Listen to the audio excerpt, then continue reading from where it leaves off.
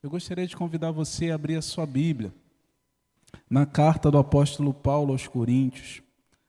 Assim como falamos semana passada, o sermão foi dividido em duas vezes, ou ao menos ele é sequencial.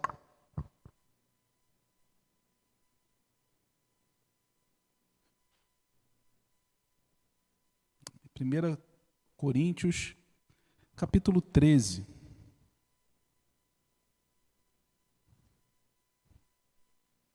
Esse texto que é tão conhecido da palavra de Deus, possivelmente um dos mais conhecidos do apóstolo Paulo.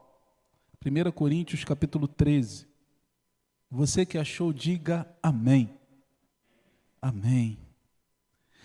Ainda que eu fale as línguas dos homens e dos anjos, se não tiver amor, serei como bronze que soa, ou como um símbolo que retine. Ainda que eu tenha o dom de profetizar, e conheça todos os mistérios e toda a ciência, ainda que eu tenha tamanha fé a ponto de transportar os montes, se eu não tiver amor, nada serei. E ainda que eu distribua todos os meus bens entre os pobres, e ainda que entregue o meu próprio corpo para ser queimado, se não tiver amor, isso nada me adiantará. O amor é paciente, é bondoso. O amor não arde em ciúmes, não se envaidece, não é orgulhoso, não se conduz de forma inconveniente, não busca os seus interesses, não se irrita, não se ressente do mal. O amor não se alegra com a injustiça, mas se alegra com a verdade. O amor tudo sofre, tudo crê, tudo espera, tudo suporta. O amor jamais acaba. Havendo profecias, desaparecerão. Havendo línguas, cessarão. Havendo ciência, passará. Pois o nosso conhecimento é incompleto e a nossa profecia é incompleta. Mas quando vier o que é completo, então o que é incompleto será aniquilado.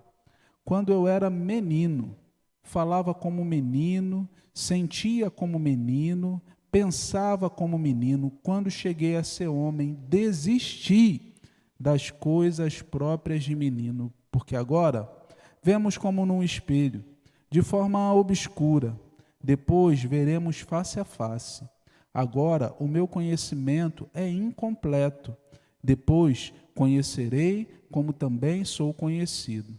Agora, pois, permanecem a fé, a esperança e o amor. Esses três, porém o maior deles é o amor. Amém? Vamos orar? Senhor, muito obrigado por esse tempo, Pai, de estarmos na Tua presença, buscando a Tua face, e pedimos, Pai, que mais uma vez, pela Tua graça, pela Tua misericórdia, pelo Teu favor, que Tu fales aos nossos corações. Essa é a nossa oração humilde, Pai, em nome do Teu Filho Jesus. Amém. Amém. Irmãos, semana passada, na primeira fase, quando preguei o capítulo 11 de Coríntios, falamos sobre o nosso contexto, era um contexto de ceia do Senhor, porque no domingo passado nos sentamos à mesa do Senhor e nos reunimos para celebrar a morte sacrificial de Cristo até que Ele venha. E ali nós podemos perceber que o apóstolo Paulo trazia para nós alguns conceitos profundos, porque o que estava acontecendo em Corinto era diferente daquilo que o Senhor tinha ensinado. O Senhor disse que, na verdade, o Senhor fez com que o momento de sacrifício dele na cruz do Calvário fosse um momento de renúncia, de abnegação. Ele não estava na sua zona de conforto, na verdade ele abriu mão do conforto, entregando o seu próprio corpo para ser pisoteado, espizinhado por aqueles soldados romanos, mas para oferecer a sua vida como sacrifício em nosso lugar.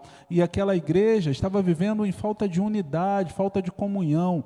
Quem tinha dinheiro naquela igreja chegava mais cedo, comia tudo, bebia tudo, e quem tinha pouco dinheiro, só chegava depois do horário de trabalho, não tinha nada para comer ou só tinha os restos para comer. Na semana passada falamos que essa não é a primeira queixa que Paulo faz contra aquela igreja. Porque aquela igreja também vivia um ambiente de imoralidade sexual absurdo. Paulo chega a dizer que nem os ímpios viviam daquela forma como a igreja vivia naquele momento. Então era necessário que houvesse correção, era necessário que houvesse comunhão. Eles pecavam uns contra os outros de tal forma que os irmãos da igreja levavam um ao outro para a justiça. Paulo dizia, não tem ninguém na igreja que possa aconselhar vocês, que possa julgar essa causa, mas eles levavam aos outros para os tribunais dos ímpios. É isso que Paulo está falando aqui em Corinto. A igreja vivia falta de unidade por causa do pecado, falta de unidade porque cada um buscava o seu próprio interesse. Mas no capítulo 12 que nós pulamos, para ir direto para o 13, Paulo fala sobre outro aspecto daquela igreja. Porque eu queria que você imaginasse comigo Corinto, porque aquela igreja não era uma igreja fraca, não era uma igreja mais ou menos. Era uma igreja que no lugar que você chegasse, tinha ministério funcionando. Tinha ministério em todas as áreas. Sabe, eles tinham muitos dons, muitos talentos. O Espírito Santo de Deus tinha generosamente distribuído sobre eles muitos dons. Era uma igreja que não tinha falta de nenhum dom. A Bíblia não fala isso de nenhuma outra igreja, mas fala daquela igreja. Mas embora aquela igreja fosse usada para fazer sinais e prodígios tão maravilhosos, aquela igreja estava distante de um relacionamento profundo com Deus. E isso aponta para nós, ou traz para nós uma reflexão muito séria. Nós podemos ter ministério de dança, ministério de louvor, ministério de multimídia, nós podemos ter todos os ministérios que pudermos ter. E eles podem funcionar com uma organização impecável. Mas mesmo assim, corremos o risco de, se não olharmos o nosso coração, estarmos distante do Senhor. Quer que eu prove? Eu provo. O Senhor Jesus, a Bíblia diz que Ele nos últimos dias, ou no último dia, no dia do grande juízo, Ele tem um grupo de pessoas que vai dizer para Ele assim: Senhor, em Teu nome expulsamos demônios, curamos enfermos. E Ele vai declarar para essas pessoas: apartem-se de mim, vocês que praticam a iniquidade, eu nunca vos conheci. Então, conhecer a Deus não é a mesma coisa que fazer coisas para Deus. Muitas vezes nós achamos que o Senhor é como um dono de empresa, que quer contratar a gente para fazer um serviço. E aí a gente vai lá, é contratado, faz o serviço, recebe o pagamento no final do mês, faz outro serviço, recebe outro pagamento no final do mês. Às vezes nós pensamos que a proposta de Deus para nós é essa, e não é. A proposta de Deus é que nos tornemos filhos dele. E agora o serviço que Ele nos chama para servir é justamente para os nossos irmãos, porque fazem parte da mesma mesa, fazem parte da mesma família. O Senhor não está preocupado com negócios, o Senhor está preocupado com família. E é isso que o apóstolo Paulo tenta ensinar para aquela igreja, mas eles conseguiram se afastar dos ensinamentos que Paulo tinha trazido para eles. Na verdade, eles se dividiam porque era uma igreja também que era personalista. Eu sou de Paulo, sou de Apolo, sou de Pedro. E uns gritavam: eu sou de Cristo. Eles queriam compartimentalizar, segmentar o próprio Cristo, fracionar Jesus. Eles iam para a igreja por causa de personalidades. Aquele grande líder, aquele grande pregador, aquele grande orador. Paulo dizia: fui eu que morri por vocês, foi Apolo, foi Pedro. Não, foi Cristo. Então a igreja precisa se unir em torno de Cristo. Mas que dificuldade, porque quando nós vemos alguém falando bem, com uma boa oratória, conduzindo uma igreja, quando nós vemos alguém cantando bem, quando nós vemos alguém presidindo bem, ou até mesmo curando, nós olhamos para essa pessoa e entendemos: olha, está cheio de Deus. Deus fala através dessa pessoa, mas as Escrituras Sagradas nos dizem que isso não é o suficiente. Na verdade, o que importa é ter uma vida profunda e um relacionamento com Deus, porque Jesus só conhece, de fato, só tem relacionamento com aqueles que de fato o encontram diariamente e deixam que a presença de Jesus transforme a vida e mude o coração. É isso que Paulo tenta ensinar àquela igreja em Corinto. Mas ele diz que aqueles homens, eles receberam muitos dons, eles receberam muitos talentos. O apóstolo Paulo fala lá em Efésios, capítulo 2, verso 7, ou capítulo 4, do 7 ao 12, ele diz assim: e a graça foi concedida a cada um de nós segundo a proporção do dom de Cristo. Por isso diz: quando ele subiu às alturas, levou cativo o cativeiro e concedeu dons aos homens. Ora, que quer dizer subiu, senão também que havia descido até as regiões inferiores da terra? Aquele que desceu é também o mesmo que subiu acima de todos os céus para encher todas as coisas. E ele mesmo, preste atenção nesse detalhe, concedeu uns para apóstolos, outros para profetas, outros para evangelistas, outros para pastores e mestres, com vistas ao aperfeiçoamento dos santos, para o desempenho do serviço, para a edificação do corpo de Cristo. Efésios 4, 7 e 5. Paulo está dizendo que quando Cristo foi aos céus, quando Cristo foi assunto aos céus, ele derramou sobre a igreja uma multiplicidade de dons. Foi ele que derramou esses dons. Na verdade, o Dr. Russell Shedd comenta que quando Paulo está falando, está se referindo a esse texto, ele está fazendo menção ao Salmo, capítulo 68, verso 18. Porque nesse Salmo, a Bíblia conta a história de um rei. Jeová é rei. E Jeová é o rei que vence a batalha. E como era costume do rei daquela época, ele leva os despojos dos povos que são vencidos. E ele chega no monte, e no monte ele começa a distribuir aquele ouro, aquela prata, aquele dinheiro que foi conquistado na batalha. Então o apóstolo Paulo ele está fazendo analogia a esse fato histórico, para dizer, olha, assim como Deus distribui os despojos de guerra para Israel, o Senhor Jesus, quando ele morreu na cruz do Calvário, ele paga o preço pelos nossos pecados, mas quando ele é assunto aos céus, ele derrama sobre a igreja o Espírito Santo de Deus, e no derramar do Espírito Santo de Deus, ele derrama dons e talentos sobre a vida da igreja. Para quê?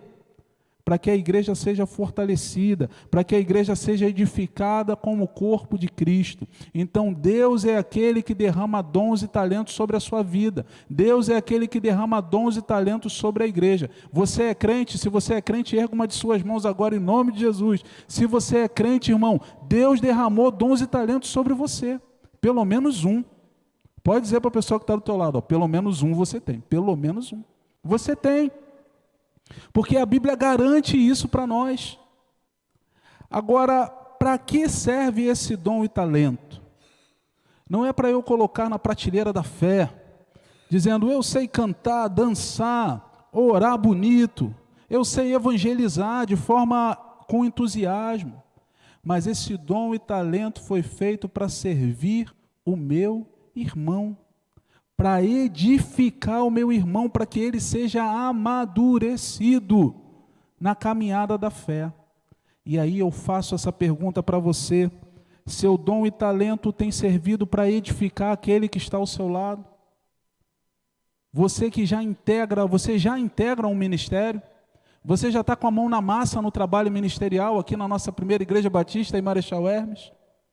Hoje, antes do culto começar, eu e Jamil conversávamos e falávamos, irmãos, 30%, isso é uma média de igrejas, tá? Das igrejas. Somente 30% das pessoas que fazem parte da igreja estão envolvidas diretamente em um ministério trabalhando. Os outros 70% estão recebendo, usufruindo do trabalho daqueles 30%. Não pode. No reino de Deus, o Deus que te deu o dom, que te deu o talento, Ele te deu isso justamente para que você possa exercê-lo para a glória do nome dEle, para apoiar o seu irmão. Então, meu irmão, você não tem o direito de colocar o seu talento dentro da gaveta. Você não tem o direito de fazer um buraco no chão e enterrar o seu talento. Na verdade, se você lembrar, quando o Senhor Jesus conta essa parábola, existe uma pessoa que enterra o talento no chão. Jesus faz uma distribuição, ou o Senhor faz uma distribuição.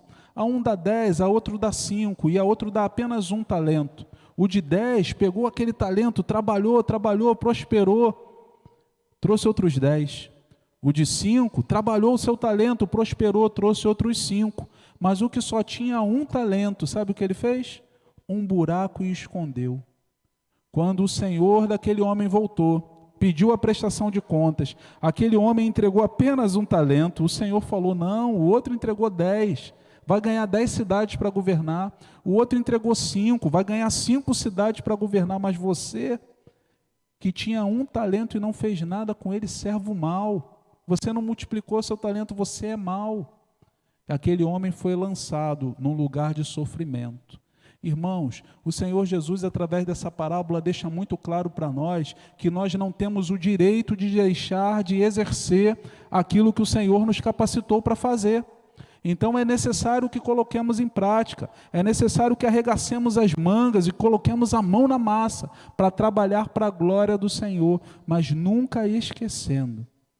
O foco do trabalho não é o trabalho, o foco do trabalho é o irmão.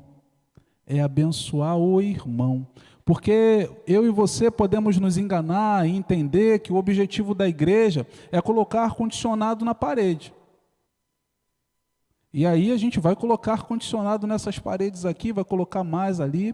A campanha está quase finalizando, pelo menos dessa primeira parte aqui. É necessário que aqueles que pegaram os boletos continuem fiéis para que a gente possa terminar e continue a contribuição para que a gente possa terminar o pagamento completo dessas 4 máquinas aqui. Então, a gente já está quase zerando essa primeira parte. Mas eu e você não podemos pensar que essa é a finalidade da igreja, porque não é. Esse ar-condicionado ele só tem valor se ele serve para abençoar a vida do meu irmão. Esse banco só tem valor se ele serve para abençoar a vida do meu irmão. Então, qual é o objetivo no meu trabalho? Edificar o reino de Deus, abençoando a vida dos meus irmãos. Esse é o objetivo do meu e do seu trabalho. Mas o Senhor derramou sobre você seus dons e seus talentos para que você possa servi-lo. E você não pode se esquivar disso.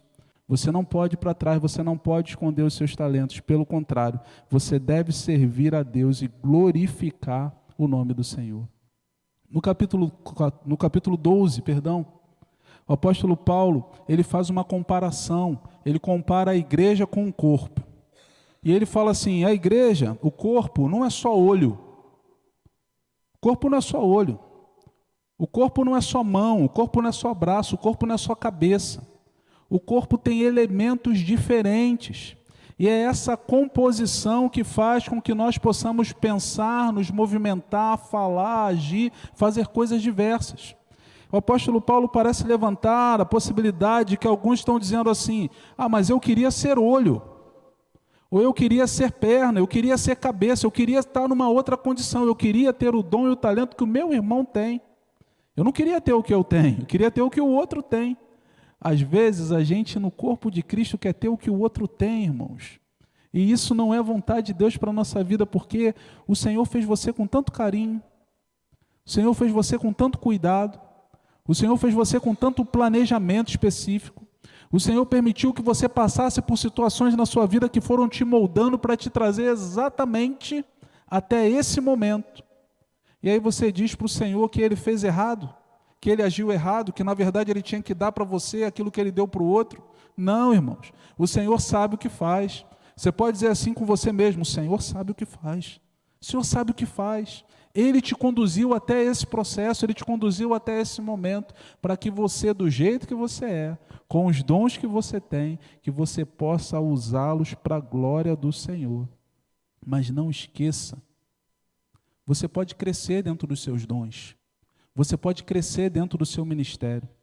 Seu ministério não precisa ser como aquela canção daquela menina da novela Gabriela, que falava, eu nasci assim, cresci assim, vou morrer assim, ser sempre assim, Gabriela. Não precisa ser assim. Obrigado pela consultoria, minha irmã. Não precisa, porque o seu ministério pode continuar crescendo, desenvolvendo para a glória do seu nome. Um casal conversava com o pastor Cláudio Duarte. Conhecem o pastor Cláudio Duarte, ele fala muito para casais. E um casal foi conversar com ele e a esposa estava reclamando do marido. Falando, ele não faz isso, ele não faz aquilo outro. ele não cuida disso, não cuida daquilo outro. E o marido dizia assim: pastor, quando ela casou comigo, ela já sabia que eu era assim. E o pastor disse: eu sei, irmão, você era assim, mas as pessoas mudam, ela não casou com uma porta. Então a tendência do ser humano é continuar evoluindo, é continuar sendo modificado, é continuar sendo transformado. Então não é porque a gente era assim que a gente vai permanecer sendo assim. Mas nós somos transformados para a glória do Senhor, e é por isso que a gente está aprendendo coisas novas, é por isso que a gente está implementando coisas novas, como é bom. Semana passada, ou retrasada, uma equipe aqui de Marechal, vocês veem foto do Instagram, vocês vão ver foto minha sempre com uma turma em algum lugar diferente. Por quê? Porque eu gosto de levar a turma para ouvir outras informações cristãs, evangélicas. Eu gosto de levar a turma para congresso aqui, congresso acolá, porque quando a gente reflete em outras realidades, nós podemos pegar os bons princípios para aplicar na nossa realidade. E isso é crescimento. A gente fez isso há 2 semanas atrás, na semana passada fizemos uma reunião, que reunião boa, o pessoal trocando ideia, o pessoal estava inflamado ali pelo que tinha ouvido. Irmãos, quando nós ouvimos coisas novas da parte do Senhor, nós crescemos, e nós temos que crescer constantemente. A gente não para de estudar, a gente não para de crescer. O apóstolo Paulo, ele ia morrer. Quando ele escreveu 2 Timóteo, ele disse para Timóteo: Timóteo, não esquece de trazer a minha túnica e de trazer os livros, porque eu quero continuar crescendo, eu quero continuar me desenvolvendo. E a caminhada da fé é a mesma coisa. Os nossos dons e talentos, eles podem ser ainda maiores do que são hoje, desde que a gente invista neles, para que assim nós possamos cuidar dos nossos irmãos. Mas não era isso que estava acontecendo em Corinto. Então, o apóstolo Paulo, ele chega até o capítulo 13, fazendo um resumo de todas as situações ruins que aconteciam naquela igreja, da falta de unidade, da falta de comunhão, de usar o nome usar a igreja para se promover e não promover o reino de Deus. Ele reconhece que aquela igreja tem muitos talentos, é uma igreja muito talentosa, muito boa, cheia dos dons vindo da parte do Senhor, mas que aqueles dons estão sendo mal utilizados. Então o apóstolo Paulo, ele leva aquela igreja, ele conduz o discurso para o centro de Corinto, para o centro da sua carta. E é justamente o capítulo 13 que acabamos de ler. Ainda é assim que ele começa: que eu falasse a língua dos anjos e dos homens. O apóstolo Paulo começa a trazer para nós que ainda que a gente tenha todos os talentos. No teatro grego, naquela época, se usavam vasos de bronze, vasos de metal, porque aqueles vasos de metal, eles reproduziam, eles ajudavam acusticamente os ambientes para que as vozes dos atores fossem reproduzidas, sem que eles tivessem que gastar muito as vozes. Então, mas aquele metal, ele não tinha um som dele próprio, ele apenas reproduzia aquilo que o ator falava, ele apenas ajudava aquele ambiente de forma acústica. O Paulo está dizendo aqui que se eu não tiver um amor verdadeiro, as minhas ações são como som reproduzido de forma acústica, mas que não tem essência, não tem vida dentro dela mesma. Então, sem amor, irmãos, eu nada sou. Sem amor, eu nada ganho. Sem amor, sem a caridade, tudo o que eu faço não tem nenhum valor. E nós estamos falando de alguém que se deu pela igreja, tomou chicotada, apanhou, foi apedrejado, sofreu demais, mas ele disse: olha, isso tudo que eu fiz não tem valor se não tiver amor. Nós nos gloriamos e nos exaltamos nas coisas boas que fazemos. Quando a gente tem um culto de jovem, que nem a gente tem ontem, a gente trouxe todo mundo para cá para frente e tirou uma foto bonita e postou a foto bonita. Isso é legal, não é errado não, mas é que o apóstolo Paulo, ele posta, a foto que ele posta é a foto dele tomando chicotada. O rios dele tem a ver com a pedrada que ele toma. Porque a glória de Paulo tem a ver com a fragilidade dele, com o engrandecimento do nome do Senhor na vida dele, que é frágil. Eu não estou falando nada contra a foto não, eu participei, eu tirei a foto ficou bonita, podem postar. Mas a grande questão que nos leva a pensar é que a nossa vida tem a ver com o Senhor, e esse homem, ele se gloriava na sua fraqueza.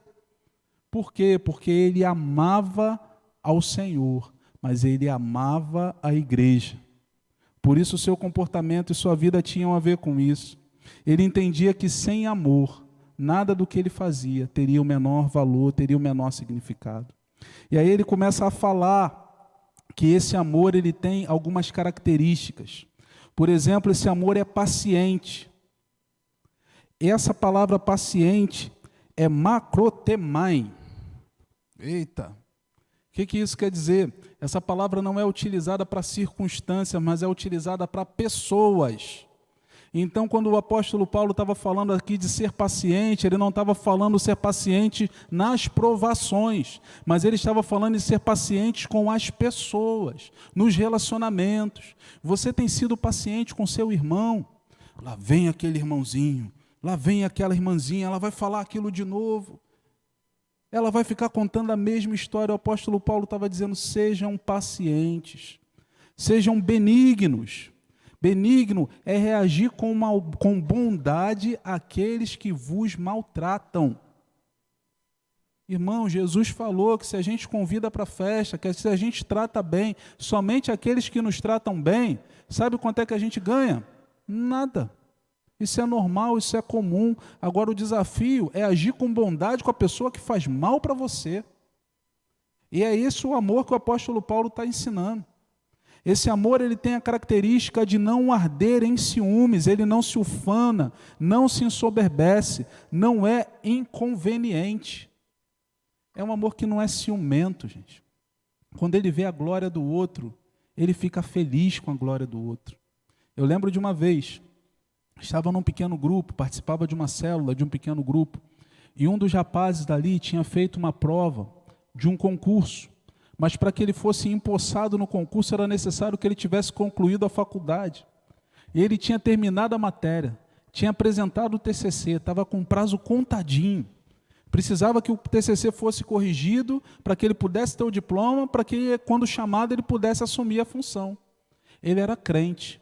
Quando o professor pegou o TCC dele, disse que ele tinha que colocar alguns pronomes neutros no TCC, dando ideia de que ele tinha que colocar ali alguma linguagem inclusiva, fazendo apologia ao movimento que a Bíblia Sagrada condena.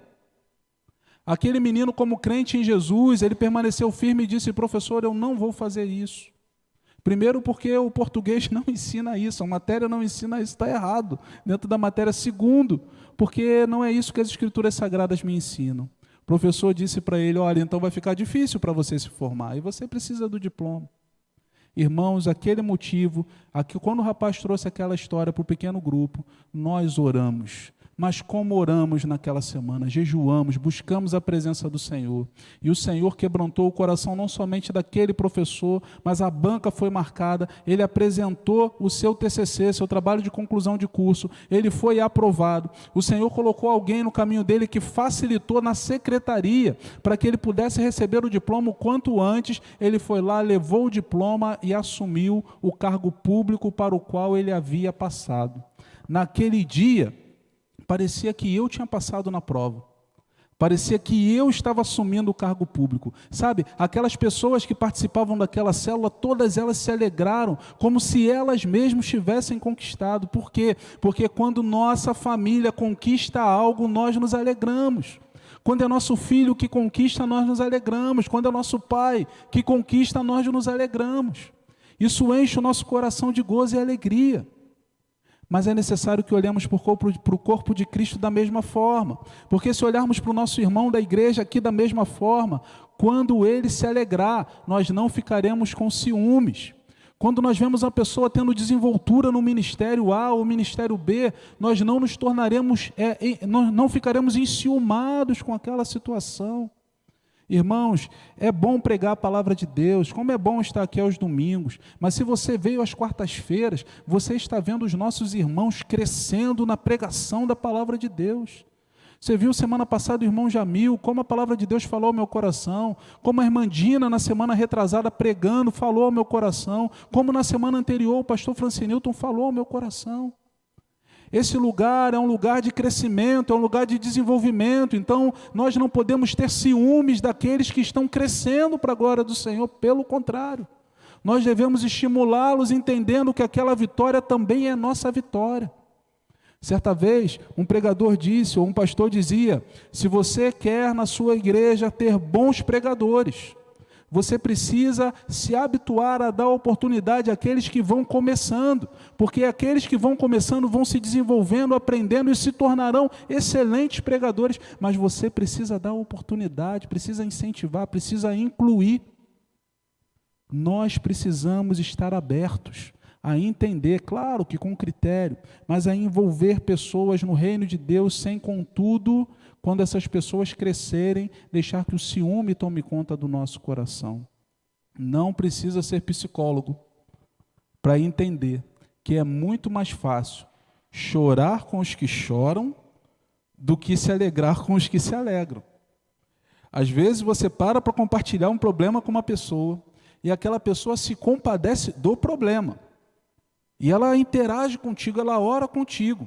Mas quando você para compartilhar uma vitória com a pessoa, parece que a alegria ou que o engajamento não é o mesmo, irmãos. Nós precisamos, é disso que o Paulo está falando. Eu queria que você pensasse nesse texto, porque às vezes a gente fala assim, não, pastor, isso daí é lá no pessoal, na história da Chapeuzinho Vermelho, que tem o lobo mau, é o lobo mau que faz isso. Não, não é. O apóstolo Paulo está falando com uma igreja. Nós, enquanto igreja, precisamos estar atentos a essa realidade para que esses sentimentos não tomem conta do nosso coração. Porque se tomarem conta do nosso coração, prejudicaremos o desenvolvimento do reino de Deus. Apóstolo Paulo ele fala isso àquela igreja para que ela cresça para a glória e honra do nome do Senhor, não sendo inconveniente. O amor, ele procura se dar, é firmar-se. É isso que diz Leon Morris. A verdade, Paulo Mazzoni, pastor da Igreja Batista Central de Belo Horizonte, ele diz que o grande avivamento, ele precisa ser um avivamento sem rosto, sem uma personalidade, mas pautado ou alicerçado na pessoa do Senhor e Salvador Jesus Cristo. Eu lembro da história da irmã Noemi. Talvez você a chame de Noêmia, mas o nome dela é Noemi. Está escrito lá no hall de membros da igreja, Noemi. E me contam, eu não conheci, eu não vivenciei aquilo, não estava, talvez eu não tivesse nem nascido, mas me contam que ela na sua casa recebia seminaristas aos domingos, e ela cuidava daqueles rapazes, dava almoço, deixava eles tomarem banho, ajudava eles durante aquele dia todo. Irmãos, talvez você saiba dessa história, mas muitas pessoas não sabem, e muitas pessoas não saberão, mas o que ela fez. E até hoje, ela abre a sua casa para receber um grupo da igreja que se reúne toda segunda-feira para buscar a Deus lá na casa dela. Ela faz isso. Mas essa ação de amor que ela fez foi movida por algo de dentro do seu coração. Ela não queria competir com essas pessoas. Ela, pelo contrário, ela queria a vitória, queria ver essas pessoas crescendo e se desenvolvendo. E quantos pastores hoje têm na sua história, têm na sua biografia marcado de que passaram 1, 2, 3, 4, 5, 10 domingos na casa da irmã Noemi, sendo acudidos e aconselhados ali por ela. O amor tudo sofre. O amor tudo crê, tudo espera, tudo suporta. Na verdade, o amor, como diz o compositor Paulo Baruch, ele muitas vezes abre mão do seu direito de justiça para perdoar aquele que ofendeu. Você está disposto a abrir mão do seu direito de justiça por amor, para abençoar a vida de outras pessoas? Porque o amor tudo sofre, tudo crê, tudo espera, tudo suporta.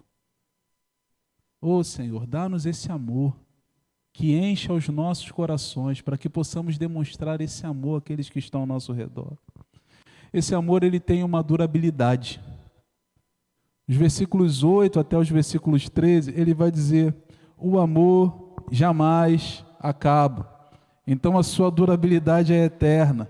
Esse amor é o ágape, é o amor que veio de Deus para os nossos corações, então ele permanece. Ele não é extinto, ele não é apagado, ele é um amor vivo e verdadeiro, e que continua tocando e abençoando a vida de outras pessoas. É difícil demonstrar amor quando você é provocado. É difícil demonstrar amor quando você é agredido. É difícil demonstrar amor quando você é deixado, abandonado. É difícil. Mas a palavra do Senhor diz que quando nós estamos na presença do Senhor, nós somos capazes de perdoar aqueles que nos ofendem. Agora, por favor, é difícil perdoar quando você é agredido, mas eu não estou dizendo com isso que ninguém na igreja, nem fora da igreja, deve permanecer num ambiente de abuso, de agressão. Abuso é pecado. Se você sofre abuso ou agressão de alguém, você precisa denunciar essa pessoa nos devidos órgãos. As mulheres da igreja não têm que apanhar de maridos. Nem da igreja, nem de fora da igreja, nem de lugar nenhum. A gente não tem que viver num ambiente de abuso emocional no trabalho. Isso é pecado. A Bíblia ensina que a gente deve perdoar as pessoas. Perdoar é uma coisa, viver debaixo desse ambiente é outra. Perdoar a pessoa não quer dizer que você não vá tomar as devidas medidas, as medidas cabíveis que estão dentro da lei. Porque crente tem que agir dentro da lei. Mas você não precisa ficar num ambiente de subjugação que está destruindo a sua vida. Você não tem que ficar dentro do ambiente desse. Se alguém te agrediu, você precisa denunciar essa pessoa, você precisa ir para a polícia. Amém? Amém? Tranquilo? Amém? O amor perdoa, o amor não acaba, o amor permanece, porque o amor foi plantado por Deus dentro do coração da igreja. É isso que o apóstolo Paulo está tentando trazer para aquela igreja. Ela só pode amar porque ela tem um relacionamento profundo com Jesus. Deixa eu finalizar o sermão e compartilhar uma história com vocês. Eu estou há 1 ano e pouquinho aqui na igreja e uma das primeiras pessoas que eu pude conhecer foi o irmão Manuel Pereira. Primeiro, eu conheci o irmão Manuel Pereira por conta do acidente vascular que ele teve, está na cama. Então fui visitá-lo. Eu tentei falar com ele, mas se você tem contato com o irmão Manuel, sabe que ele hoje já não tem mais condições de responder da mesma forma. Depois o irmão Manuel, ele teve internado no hospital lá na Barra, eu fui lá visitar o irmão Manuel e tentei falar alguma coisa com ele, mas ele da mesma forma, olhando para frente, como se estivesse com um olhar perdido. Mas na minha caminhada em paralelo na fé, na nossa igreja, eu pude visitar algumas outras pessoas que hoje são enfermas e não podem mais estar na igreja. Irmão, enfermo é aquele que não pode vir à igreja. E essa pessoa precisa receber visita não somente do pastor, mas da igreja. Que a igreja é o corpo de Cristo. E quando visitava essas pessoas, elas começavam a contar um testemunho de que o irmão Manuel ia visitá-las constantemente. E na visita que ele fazia, ele não só apenas levava a sua presença, mas ele às vezes levava um saco de frutas, um saquinho de legumes. Ele levava alguma coisa, um agrado, um presente, uma coisa simples para aquelas pessoas. E o irmão Manuel demonstrava o amor que ele tinha por aquelas pessoas. Então, aquele homem que eu conhecia em cima da cama, era alguém que, por causa do amor pelas pessoas, havia marcado muitas vidas. Ele ainda hoje, é o nosso diácono emérito, presidente do Conselho Diaconal. Na última semana, eu fui mais uma vez à casa do irmão Manuel. E porque mesmo nessa situação, a casa do irmão Manuel é aberta para que uma célula funcione lá. Está entendendo? Mesmo nessa situação. Então eu fui lá na casa do irmão Manuel, cheguei mais cedo, fui lá conversar com ele, fui falar com ele, ainda que ele não responda. E naquele momento, quando nós terminamos, eu falei, agora vamos orar, seu Manel? E eu comecei a orar. E sabe o que eu reparei? Que eu terminei de orar, abri os olhos, mas a boca do tio Manel, é assim que a Marta o chama, ficou mexendo. Ele estava orando. Ele continuou orando. Eu terminei a oração e ele continuou orando. Passaram-se 2, 3 minutos e ele continuou balbuciando uma oração. Quase virou vigília de oração. Sabe o que isso falou de forma profunda ao meu coração, irmãos? Nós só conseguimos demonstrar o amor verdadeiro para o nosso próximo, nós só conseguimos demonstrar o amor verdadeiro na vida da nossa igreja quando nós temos um amor verdadeiro, um relacionamento profundo com o Senhor da igreja. Quando virou a chave da oração, aquele homem começou a orar, balbuciar uma oração e ele não parava mais de orar.